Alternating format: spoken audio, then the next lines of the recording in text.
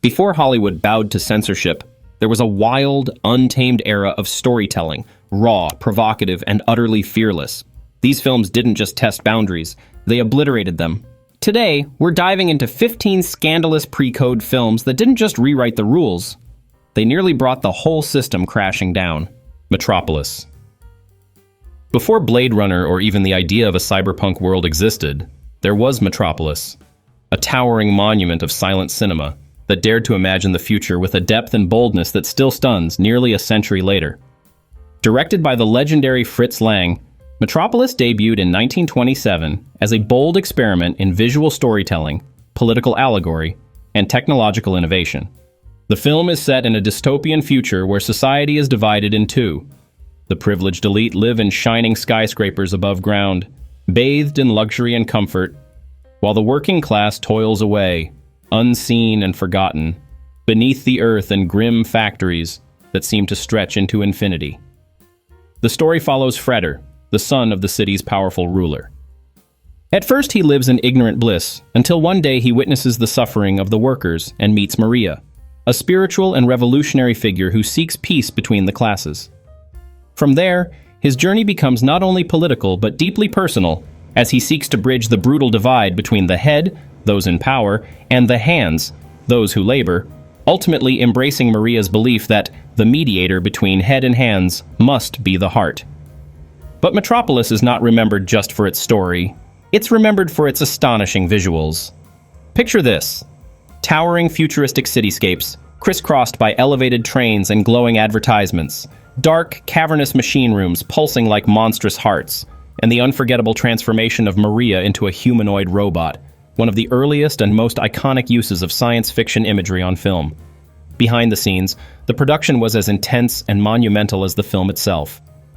Lang pushed his cast and crew to the limit, sometimes literally, in pursuit of perfection. The special effects were revolutionary, employing miniatures, mirrors, multiple exposures, and meticulous model work that laid the groundwork for decades of cinematic innovation. When it premiered, Metropolis sparked as much controversy as it did awe. Some critics found it too long, too philosophical, too out there. Others were captivated by its ambition.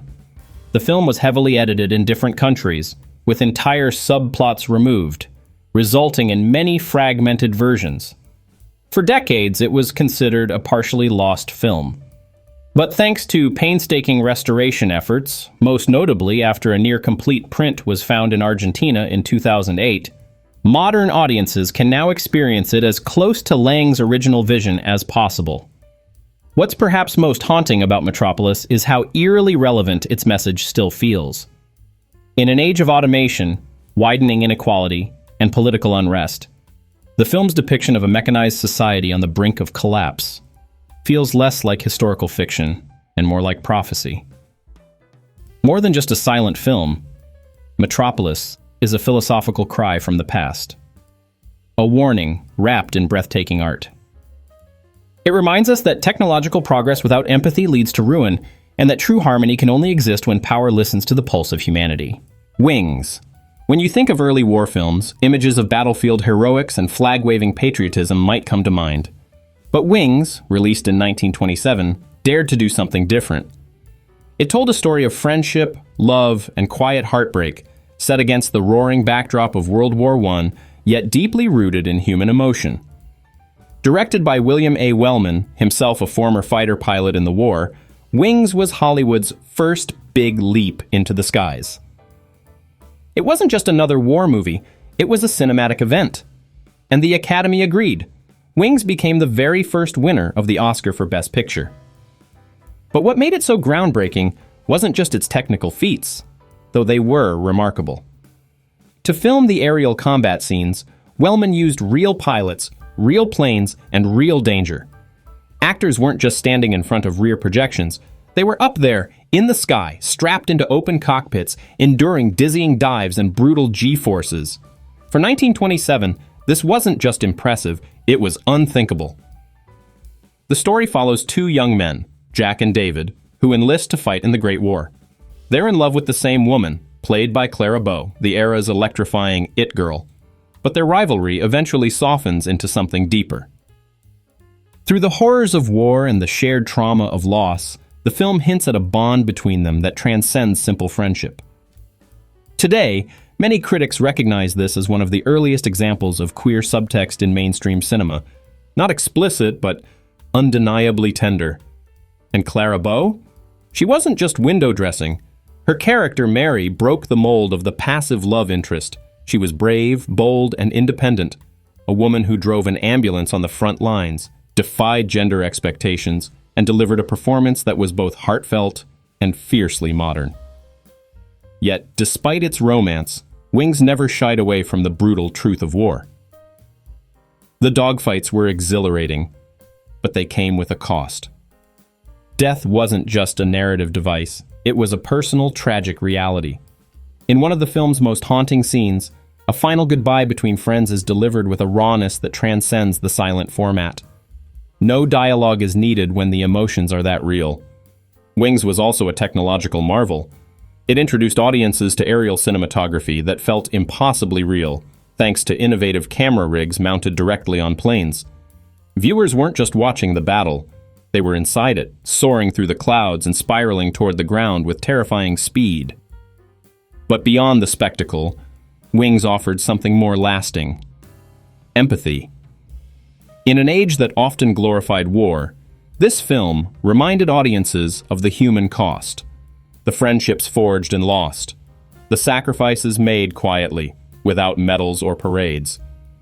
Nearly a century later, Wings still holds up, not just as a milestone of cinema, but as a deeply human story. A story about two boys who go to war and come back changed. A story where the most powerful moments aren't explosions in the sky, but the unspoken love between friends and the tears that come long after the battle is over. The Jazz Singer. There are moments in cinema that change everything, not gradually, but in a single electrifying instant. The Jazz Singer gave us one of those moments. Released in 1927, this film didn't just mark the birth of a new era. It tore the silent film industry apart and rebuilt it, frame by frame, with sound.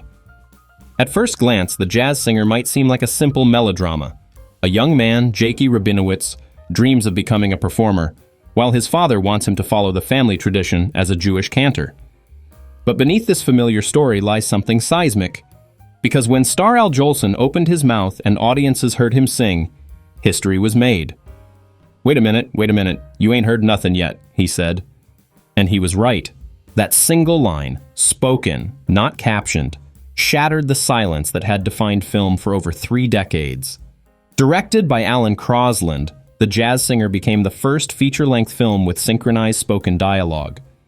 It wasn't the first to experiment with sound, but it was the first to make audiences feel it. The emotional immediacy of hearing a character speak, laugh, cry, this changed storytelling forever. Hollywood quickly pivoted, scrambling to equip studios with sound stages, retrain actors, and rewire theaters. The silent era, almost overnight, was over. But this wasn't just about technology, it was about identity. Jakey, played by Jolson, is caught between two worlds: the devout, traditional life his immigrant family expects, and the dazzling allure of American showbiz. It's a tension that resonated deeply in the 1920s, a time when millions of first- and second-generation Americans were navigating similar cultural crossroads. The film gave voice, literally, to those struggles. Al Jolson, with his charisma and booming voice, wasn't just an actor, he was a phenomenon. Though his use of blackface, a common yet deeply troubling practice of the time, is a stain that cannot be overlooked, it also serves as a stark reminder of how even revolutionary art can be entangled with the prejudices of its time. The Jazz Singer was groundbreaking, yes, but it was also a reflection of an America still wrestling with race, representation, and who gets to be heard. Behind the scenes, the production was fraught with risk. Warner Brothers, then a relatively small studio, bet everything on this new sound technology, investing in the Vitaphone system that synchronized sound to film via a separate disc. If the gamble had failed, it could have sunk them. Instead, it launched them into the big leagues and set off a technological arms race that would redefine the industry. Audiences were astonished. Imagine sitting in a theater in 1927 and suddenly hearing a voice, not a live performance, but from the screen. For the first time, film wasn't just visual, it was visceral. It had tone, rhythm, silence, and music. It had presence. Even today, The Jazz Singer is remembered not just as a film, but as a cultural earthquake. It opened the door to musicals, talkies, and modern sound design. But more importantly, it showed how cinema could evolve, how it could reflect deeper conflicts, speak with more nuance, and connect more intimately with its audience.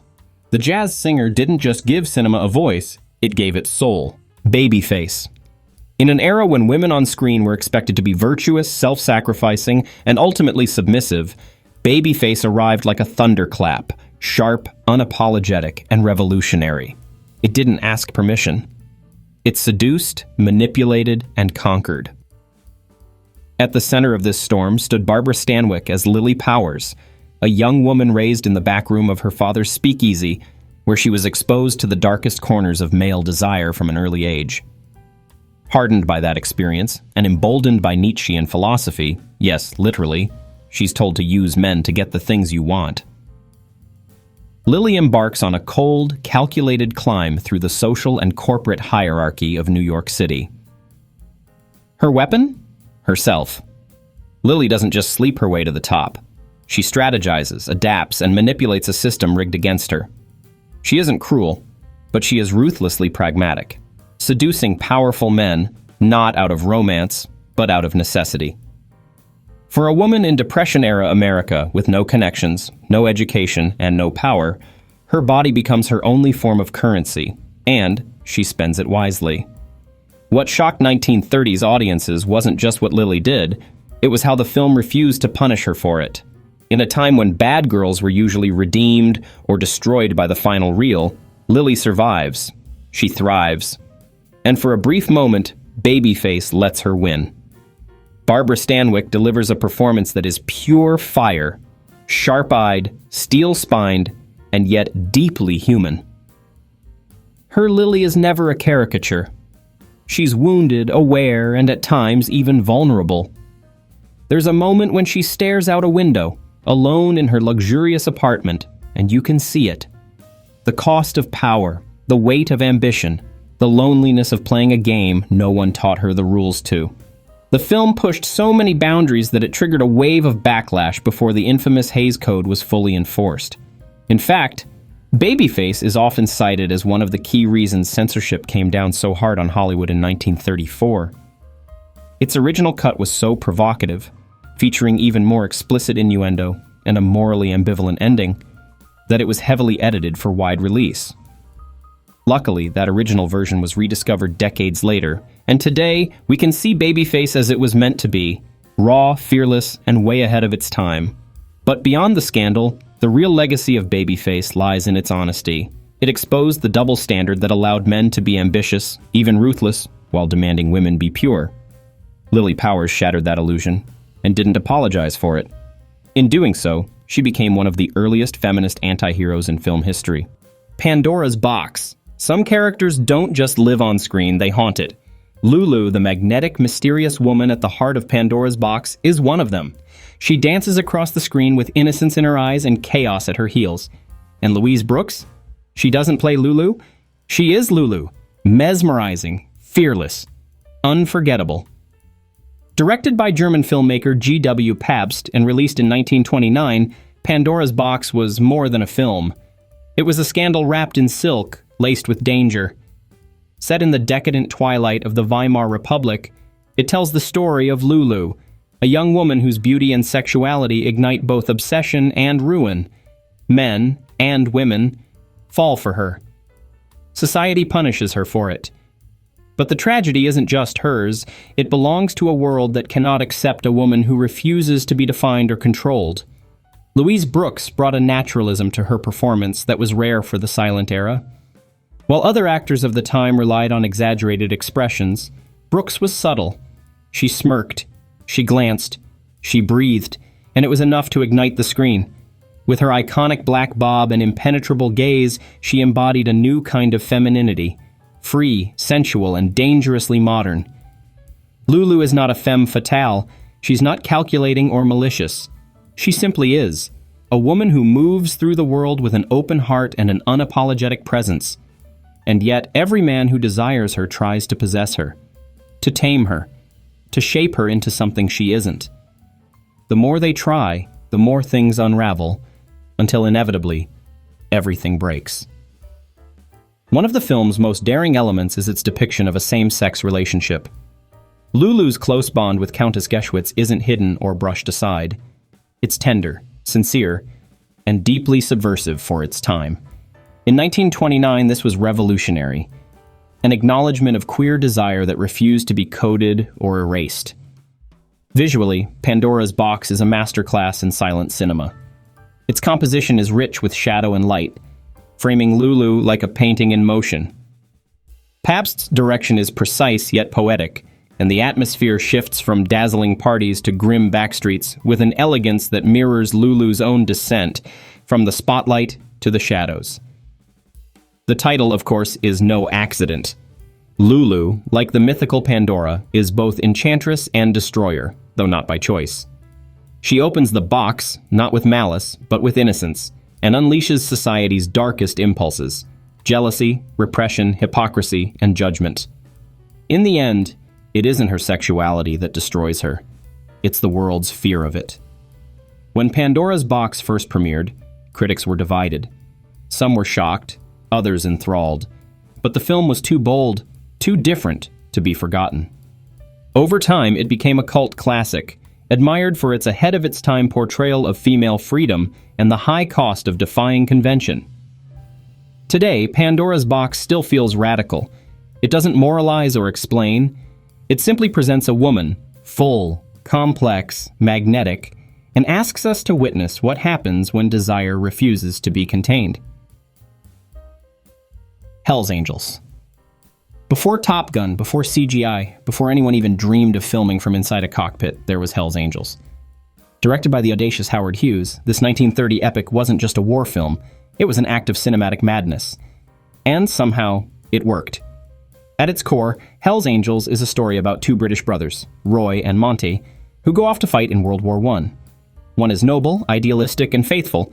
The other, reckless, charming, and morally loose. And in between them stands Helen, a woman whose beauty is as disarming as her independence, played by none other than Jean Harlow in her breakout role. But let's be clear, Hell's Angels wasn't remembered for its plot. It was remembered because it flew. Howard Hughes, the eccentric billionaire and aviation fanatic, didn't want to make a good war film. He wanted to make the war film. That meant real planes, real pilots, real danger. The aerial sequences he captured were unlike anything audiences had ever seen. Fluid, dizzying, terrifyingly immersive. Pilots looped through clouds and exploded in midair, their deaths captured in breathtaking detail. Tragically, several stunt pilots were seriously injured or even killed during filming, a stark reminder of the extreme risks Hughes demanded for his vision. But Hughes didn't stop there. Originally shot as a silent film, Hell's Angels was nearly complete when the jazz singer changed everything.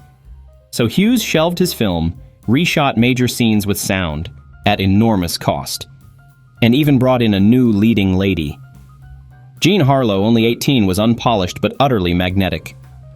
Her breathy voice, playful confidence, and knowing smile electrified the screen, introducing a new kind of Hollywood woman. Bold, sexual, and untamed. Harlow's portrayal of Helen was provocative for 1930, and even for today. She was flirtatious, unfaithful, and unapologetically in control of her desires. She didn't conform to expectations, she shattered them. Her presence, much like the film itself, was a rebellion against convention. Hell's Angels also blurred the lines between spectacle and intimacy. One moment, you're soaring through dogfights with bullets tearing through canvas wings. The next, you're in a bedroom where lust, betrayal, and heartbreak unfold with startling realism. It was a film about contrasts, heaven and hell, love and death, idealism and disillusionment, all colliding under the roar of warplanes. Critics didn't know what to make of it. Some praised its ambition, others recoiled from its indulgence. But audiences? They showed up in droves. Hughes had spent nearly $4 million on production, a record-breaking sum, but it paid off. The film was a box office success and marked a turning point in how Hollywood approached war, action, and even sound design. Today, Hell's Angels stands as a mad, magnificent artifact of early cinema. It's the kind of film that couldn't, and probably shouldn't, be made again. But we're lucky it exists. Because in every death-defying flight and every scandalous glance, Hell's Angels reminds us what happens when storytelling refuses to play it safe. Who command attention. And then there's Greta Garbo, who doesn't just appear on screen, she possesses it.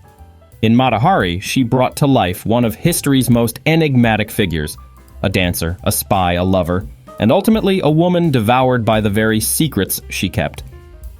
Based loosely on the real-life story of Margaretha Zell, the Dutch exotic dancer executed by the French for espionage during World War I, Mata Hari transforms history into sensual myth. Garbo's portrayal isn't about historical accuracy, it's about atmosphere, mystery, and emotional tension. And she delivers all three with hypnotic precision. From the first frame, Garbo is spellbinding. Draped in silken sequins, eyes flickering with something unreadable, she becomes a symbol of the era's obsession with the femme fatale. But unlike many one-dimensional, dangerous women of early cinema, Mata Hari in Garbo's hands is layered, conflicted, passionate, and ultimately tragic. She's a woman caught in a dangerous game, seducing military officers to extract secrets, always dancing at the edge of exposure. Her power lies not in violence, but in allure. She whispers promises, not threats. She doesn't fight. She entices. And that's precisely why she's feared. The film doesn't shy away from the sensuality of it all. For 1931, Mata Hari was provocative, drenched in shadows, candlelight, and unspoken implications. It was released just before the Hays Code crackdown, and you can feel that it's pushing against every boundary it can. The costumes alone, many designed to suggest more than they concealed, were considered scandalous, and some scenes had to be trimmed after initial release. Yet the film's real power lies in its emotional weight. Behind Mata Hari's polished exterior is a woman torn between duty and love. When she falls genuinely for a young Russian officer, played by Ramon Navarro, it's not part of the act, it's real. And suddenly, her control falters. Love, not espionage, becomes her undoing. That's the genius of Garbo's performance. She moves from cold seduction to trembling vulnerability with barely a flicker. One moment she's a goddess, the next she's just a woman begging for mercy. Her final scenes, in particular, are haunting, a descent from power to powerlessness that lingers long after the credits roll. Visually, the film is opulent. Directed by George Fitzmaurice, Mata Hari is filled with ornate interiors, veiled lighting, and lush cinematography that blurs the line between dream and reality. Every shot seems soaked in perfume and secrets. Every line of dialogue is a whispered confession. When it premiered, Mata Hari was both a hit and a lightning rod. Audiences were entranced. Critics were divided. And censors? They weren't happy. But the public couldn't get enough of Garbo, of that face, of those eyes. She wasn't just acting. She was conjuring something ancient and modern all at once. Today, Mata Hari remains a prime example of pre-code Hollywood daring to flirt with danger, not through explosions or car chases, but through seduction, silence, and moral ambiguity. It reminds us that power comes in many forms, and sometimes the most dangerous weapon is a whisper in the dark. Red-headed woman. She wasn't blonde, she wasn't sweet, and she definitely wasn't sorry. In Red-Headed Woman, Jean Harlow gave Hollywood, and America, a heroine it didn't know it needed, a woman who took what she wanted and didn't ask for permission. Released in 1932, Red-Headed Woman came right at the boiling point of the pre-code era, when films were daring, dialogue was spicy, and leading ladies were allowed to misbehave. And Harlow's character, Lil Andrews, doesn't just misbehave, she thrives in it. The plot is delightfully simple and wickedly subversive. Lil is a secretary who seduces her wealthy, married boss, and then claws her way through high society using little more than her wit, her body, and her refusal to play by the rules. She isn't searching for love. She's not a damsel in distress. She wants money, power, and luxury, and she gets them. What makes Red-Headed Woman so revolutionary isn't just Lil's ambition, it's that the film celebrates it. There's no moralistic downfall, no lesson learned, no redemption arc. Lil uses men like society taught men to use women, and she does it with a wink, a shimmy, and absolutely no shame.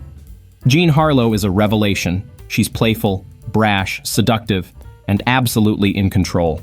With her platinum curls dyed bright red for this role, a stunt that was so iconic it inspired a wave of fashion copycats. She radiates confidence and defiance. She breaks the fourth wall with little glances, turning the audience into her co-conspirators. You don't judge her, you root for her. The film's dialogue, penned by the great Anita Loos, crackles with innuendo and feminist satire. Lil doesn't just talk back, she owns every conversation. At one point, she literally shoots a love rival. In another, she seduces a man by pulling his suspenders like a slingshot. She's chaotic, she's brilliant, she's unstoppable. But beneath the comedy and camp lies a sharp commentary. Red-headed woman flips the gender script, exposing the hypocrisy of a society that lets men climb using charm and power, but punishes women for the same ambition. Lil doesn't pretend to be virtuous. She knows the game is rigged, and she decides to win anyway. Unsurprisingly, the film drew fire from moralists. It was banned in the UK, edited heavily for US censors, and cited as a major example when the Hays Code cracked down a few years later. But audiences couldn't resist. There was something deliciously liberating about watching a woman take charge of her own destiny, no matter how many rules she had to break along the way. Today, Red-Headed Woman remains a cult classic and a pre-code gem. It paved the way for generations of screen sirens, anti-heroines, and complicated women who dared to want more and didn't apologize for it. Because sometimes the bad girl doesn't lose. Sometimes she just changes the game. Possessed. In a world where women were expected to behave, Possessed introduced us to a woman who decided to live and pay the price. Starring Joan Crawford at the height of her early stardom, Possessed tells the story of Marion Martin, a small-town factory girl with big city dreams. She's not interested in waiting tables or settling down with the local boy next door. Marion wants more. She wants elegance, excitement, and escape. And she finds it, though not through marriage, but as a kept woman, the mistress of a wealthy, powerful man. For 1931, this was scandalous. Hollywood had flirted with themes of extramarital affairs before, but Possessed dared to show the emotional complexity behind such a relationship. Marion isn't a schemer or a seductress, she's human. And Crawford plays her with remarkable depth, proud yet vulnerable, strong yet heartbreakingly aware of her place in a world that judges her not by her mind or her spirit, but by her choices. The man in question is played by Clark Gable, exuding charm and quiet power. Their chemistry is electric, at times tender, at others volatile. But what makes Possessed so resonant is that it's not just a romance. It's a story about identity, compromise, and the quiet cost of social climbing. As Marion's secret life becomes harder to hide, she finds herself trapped between two unforgiving forces. The man she loves who won't publicly claim her, and a society eager to shame her for daring to step outside its narrow moral code. Eventually, she's forced to choose between continuing in the shadows or risking everything to claim a future of her own. The courtroom drama that unfolds in the film's final act isn't just about guilt or innocence, it's about dignity. Crawford's performance in those scenes is extraordinary. With trembling voice and steely eyes, she stands before the world, not as a villain or a victim, but as a woman demanding to be seen, flaws and all. Director Clarence Brown gives the film a moody, sophisticated tone, using shadows and close-ups to draw us deeper into Marion's inner world. The script doesn't apologize for Marion's choices. It asks us to understand them. And that, in 1931, was nothing short of revolutionary. Critics at the time were divided. Some were disturbed by the film's frank portrayal of immorality, while others recognized its bravery. But audiences embraced it, and Joan Crawford, already beloved, cemented her reputation as one of Hollywood's most emotionally nuanced performers. Today, Possessed holds its ground as a quietly radical film. It doesn't offer easy answers or happy endings. Instead, it gives us a complex woman in a complicated world, and trusts us to walk beside her without judgment. Because sometimes, the most dangerous thing a woman can do is live by her own rules. This modern age, every generation thinks it's inventing rebellion. But back in 1932, this modern age was already wrestling with it, with what it meant to be young, female, and determined to live life on your own terms. Starring the incomparable Joan Crawford, this film doesn't open with scandal. It builds toward it, quietly, elegantly, and with growing tension. Crawford plays Valentine Val Winters, a young American socialite raised abroad by her estranged, free-spirited mother. When Val returns to New York, she finds herself at a crossroads, torn between the polished expectations of high society and the bohemian values of her upbringing. The film wastes no time in confronting the double standards of the time. Val is intelligent, confident, and socially aware. Yet the moment she steps outside the mold, questioning authority, engaging in casual relationships, or defending her mother's independence, she's met with judgment and resistance. Respectability, she learns, is a tightrope walk for women, especially in a world where your value is measured by who you're seen with and how quietly you behave. Joan Crawford shines in the role, capturing the emotional complexity of a young woman caught between love and loyalty, modernity and tradition. Her Val is stylish, witty, and full of charm, but never naive. She understands the game, but she's not content just to play it. She wants to rewrite the rules. The film's central conflict revolves around her romance with a wealthy, well-connected man whose family, especially his icy mother, disapproves of Val's background and her mother's scandalous past. What follows is a series of heartbreaking choices. Does she protect the man she loves by erasing the parts of herself that don't fit? Or does she stand firm in her truth, even if it means losing everything? It's a dilemma that still resonates. This modern age dares to ask, what does it mean to be a modern woman when the world still wants to pull you backward? Stylistically, the film is pure 1930s elegance. Art Deco interiors, perfectly tailored gowns, and glittering cocktail parties where whispered rumors spread faster than champagne bubbles. But beneath the surface, glamour is a sharp, socially conscious narrative about identity, independence, and the silent price women pay to live freely. Director Nick Grinde handles the themes with a surprisingly sensitive touch. While the film critiques the suffocating morals of upper-class society, it never turns Val or her mother into martyrs. Instead, it lets them be full people, flawed, proud, loving, and real. At its release, this modern age struck a chord with audiences. Young women saw in Val a reflection of their own struggles, wanting love without losing self-respect, wanting freedom without shame. Critics were mixed. Some praised its boldness, others dismissed it as melodrama. But time has been kind to the film. Its emotional honesty and Crawford's commanding performance have ensured its place as a quiet but powerful voice of a transitional era. Today, this modern age feels like a love letter to those navigating the friction between who the world wants them to be and who they truly are. The trial of Mary Dugan. In a packed courtroom, every eye is on her. The jury watches, the judge waits, the audience holds its breath. And standing at the center is Mary Dugan, not just a defendant in a murder trial, but a woman put on trial for her entire existence. The Trial of Mary Dugan, released in 1929, was one of pre-code Hollywood's boldest dramas. It tells the story of a showgirl turned mistress who is accused of killing her wealthy lover. But as the trial unfolds, it becomes clear that Mary isn't simply being judged for what she may have done. She's being judged for who she is, for daring to live outside the rules society set for women. Played with steely grace and emotional intensity by Norma Shearer, Mary is not the passive, pitiful female lead audiences we're used to. She is fierce, complicated, and above all, human. She refuses to beg for sympathy, even as the prosecution paints her as immoral, manipulative, and unworthy of love or justice.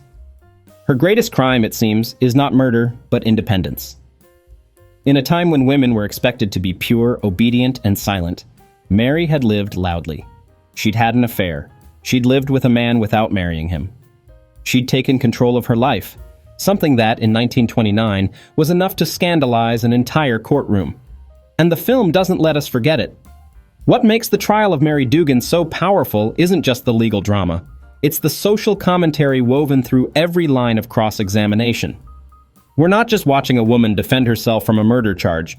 We're watching her fight for the right to exist outside the confines of a hypocritical moral code. The courtroom setting is stark and tense, the camera lingering on Mary's face as she absorbs each accusation, each insult. It's not a spectacle of action. It's a study in character, restraint, and emotional endurance. And through it all, Shearer delivers a performance that simmers with intelligence and quiet rebellion.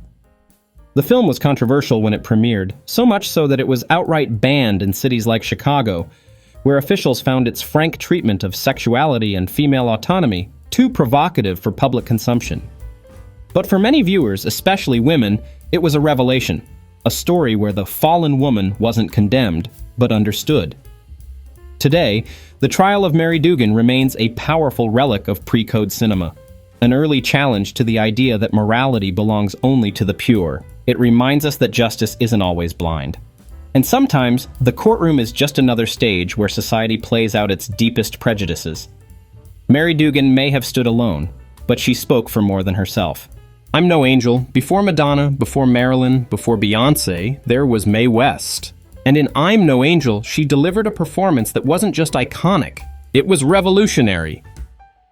Released in 1933, right on the edge of the Hays Code crackdown, I'm No Angel is Mae West at her most untamed, funny, flirtatious, and unapologetically in charge. She plays Tira, a circus performer and part-time lion tamer, yes, literally, who turns heads, breaks hearts, and climbs the social ladder with nothing but her charm, wit, and a fearless sense of self-worth. Tira is no shrinking violet. She knows what she wants, and she knows how to get it. When she's not taming big cats in the ring, she's taming Wall Street men in their own boardrooms.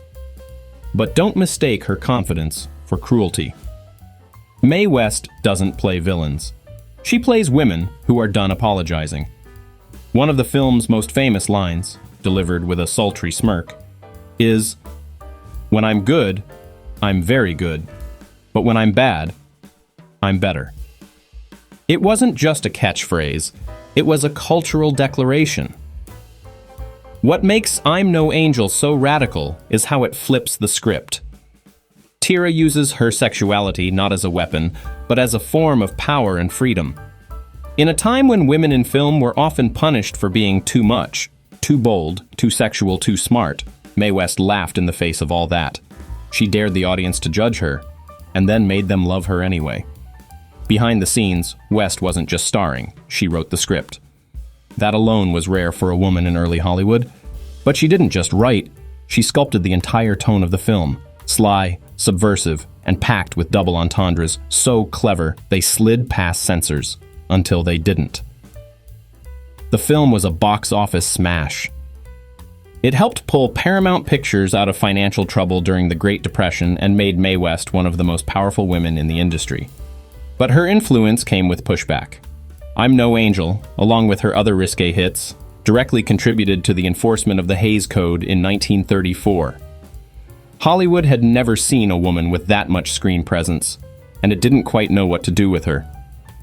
Even today, the film feels fresh. West's comedic timing is impeccable, her one-liners are timeless, and her portrayal of female empowerment, fierce, funny, and flirtatious, is a reminder that being bad by society's standards can sometimes mean being exactly who you were meant to be.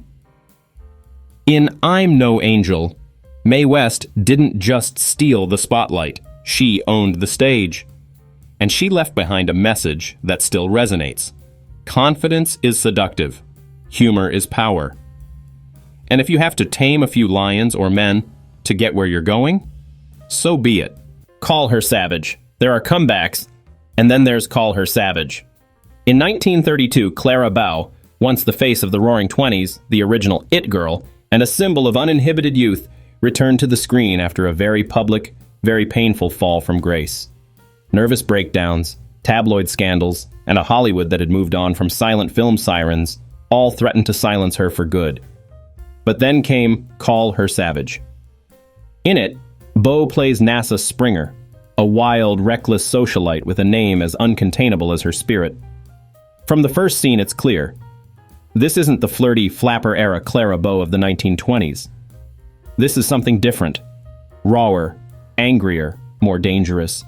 NASA drinks too much, fights too hard, and runs from anyone who tries to cage her. She's chaos in silk. And yet, beneath the bold behavior is a deeper pain. As the story unfolds, we learn that NASA's defiance isn't just rebellion for its own sake. It's a reaction to abandonment, trauma, and the weight of secrets buried in her family history. Her journey is one of survival, not spectacle. Call Her Savage is, in many ways, a cinematic mirror of Beau's own life. Like her character, Clara had faced relentless judgment, mocked by the press, chewed up by the studio system, and discarded when she no longer fit the mold. Her performance in this film isn't just acting, it's exorcism. Every tear, every scream, every act of fury feels deeply personal, as if Beau is speaking directly to the people who once tried to destroy her. And the film doesn't hold back. From fights in nightclubs to brutal betrayals and even a shocking taboo-busting scene involving sexual assault and childbirth, Call Her Savage pushes the boundaries of what pre-code Hollywood dared to show. It's messy, yes, but it's also blisteringly honest in its depiction of mental anguish, emotional repression, and the constant battle between identity and expectation. Director John Francis Dillon surrounds Beau with a lavish yet volatile world, glamorous on the outside, but filled with shadows and danger underneath. The contrast mirrors NASA's own duality. She looks like a starlet, but lives like a woman constantly at war. With society, with others, and with herself. At its release, Call Her Savage was met with shock, fascination, and for Beau, vindication. Audiences couldn't look away, critics were divided, unsure whether to praise or condemn its daring themes. But one thing was clear, Clara Beau was back, and she was not asking for forgiveness. Today, Call Her Savage remains one of the most emotionally intense entries in the pre-code canon. It's a film about pain, rebellion, and resilience, about the ways women are punished for their rage, and the power of turning that rage into art. In the end, NASA doesn't conform. She doesn't shrink. She stands tall, flawed, and fierce, just like Clara Beau herself. The Hands of Orlac. There's horror in monsters. And then there's horror in something much quieter, more intimate. The fear that your own body is no longer yours. The Hands of Orlac taps into that second kind, the kind that lingers long after the screen fades to black. Directed by Robert Wiene, best known for The Cabinet of Dr. Caligari, The Hands of Orlac, 1924, is a masterpiece of psychological dread, made at a time when German Expressionism was redefining what cinema could feel like. It's not just about fear, it's about atmosphere, about shadows that stretch too long and silence that pulses with threat. The story follows Paul Orlac, a celebrated concert pianist whose hands are his life, his art, his identity. But after a tragic train accident, those hands are gone, and in a desperate bid to save his career, doctors graft onto him the hands of a recently executed murderer. And that's where the nightmare begins. At first, Orlac is grateful. He's alive. He has hands, but then he begins to question them. He can't play the piano the same way. He feels different, wrong. Are these hands making him someone else? Could they be cursed? Could they remember murder? This is where the film becomes more than a horror story. It becomes a descent into madness, a study of the mind unraveling under the weight of obsession and identity crisis. Orlac begins to believe that his new hands are driving him toward violence, that he's no longer in control of his own actions, that perhaps the killer's spirit now lives inside him.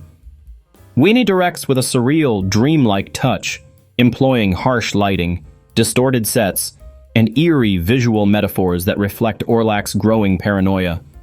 The world around him begins to warp as his mind does. Shadows loom, angles twist, and faces flicker in and out of sanity. And then there's Conrad Veidt. If you've never seen a silent film, The Hands of Orlac is reason enough to start, because Veidt gives one of the most haunting performances of the era. His face is a landscape of fear, anguish, and slow-burning madness. He doesn't need words. You feel everything through his eyes, his hands, ironically, and the sheer emotional weight of his presence. But even with all its dark stylization, the film asks deeper questions. Where does identity live? In our minds? In our bodies? What happens when we lose a part of ourselves, literally, and replace it with something foreign? Are we still us?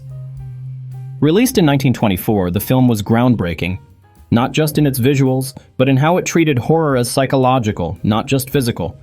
And it touched on something disturbingly relevant even today: the fear of medical experimentation, the fragility of mental health, and the unease that comes from not recognizing yourself in the mirror. Nearly a century later, The Hands of Orlac still holds its grip. It's horror without monsters, gore, or screams.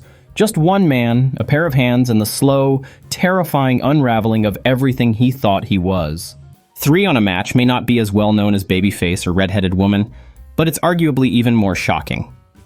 Released in 1932, it told the story of three women whose lives spiral in drastically different directions, one of them into addiction, scandal, and ultimate tragedy. This film didn't just flirt with controversy, it dove straight into the heart of it. From drug use to child endangerment, this was the kind of story that made the Hays office sweat. Some films whisper their controversy. Three on a Match doesn't whisper. It crashes through the screen like a siren. Released in 1932, Three on a Match is a film that doesn't get talked about nearly enough. And yet, it might be one of the boldest, darkest, and most emotionally devastating entries of the entire pre-code era. In just over an hour, it tackles addiction, class divides, child neglect, and even violence, all through the intertwined stories of three women whose lives begin together and end very, very differently. The film opens with three childhood friends, Mary, Vivian, and Ruth, meeting again as adults. One is a showgirl, one a secretary, one a wealthy socialite and mother. They sit together, lighting cigarettes, unknowingly tempting fate with the old superstition, three on a match brings bad luck. And for one of them, it really, really does. Vivian, played with haunting vulnerability by Anne Dvorak, seems to have it all: beauty, wealth, status. But beneath the polished surface, she's restless, bored, and vulnerable to temptation. When she leaves her husband and child for a dangerous man and a life of parties, things spiral quickly and brutally. The film doesn't flinch. Vivian's descent into drug addiction, strongly implied to be cocaine, a shocking suggestion in 1932, is portrayed with raw intensity. Her appearance changes. Her behavior deteriorates. She begins to neglect her child. And suddenly the film takes a turn, one that no one, especially in the early 1930s, would have expected. There's a kidnapping, a ransom, a mother who's lost everything, and a climax so jarring and tragic that even today it stuns viewers. Without giving too much away, let's just say pre-code cinema was known for its daring. But Three on a Match pushed that daring to its limit. Anne Dvorak's performance is electric, both glamorous and tragic. She plays Vivian not as a villain, but as a woman unraveling under the weight of expectations she never asked for. And the supporting cast? A powerhouse lineup of future stars, including Bette Davis in an early role, and Humphrey Bogart as a menacing gangster, years before he'd become a leading man. The direction by Mervyn LeRoy is fast-paced and tight, using flashbacks, montages, and cross-cutting in ways that feel almost modern. This wasn't just boundary-pushing content, it was boundary-pushing filmmaking. At the time, the film shocked critics and audiences alike. It was too fast, too dark, too much for some. But for others, it was unforgettable. And as the Hays Code loomed just 2 years away, Three on a Match became a clear example of why censors were panicking. Because Hollywood, if left unchecked, was capable of confronting the darkest truths hiding behind the American dream. Today, Three on a Match stands as a hidden gem of pre-code Hollywood. Raw, fearless, and decades ahead of its time.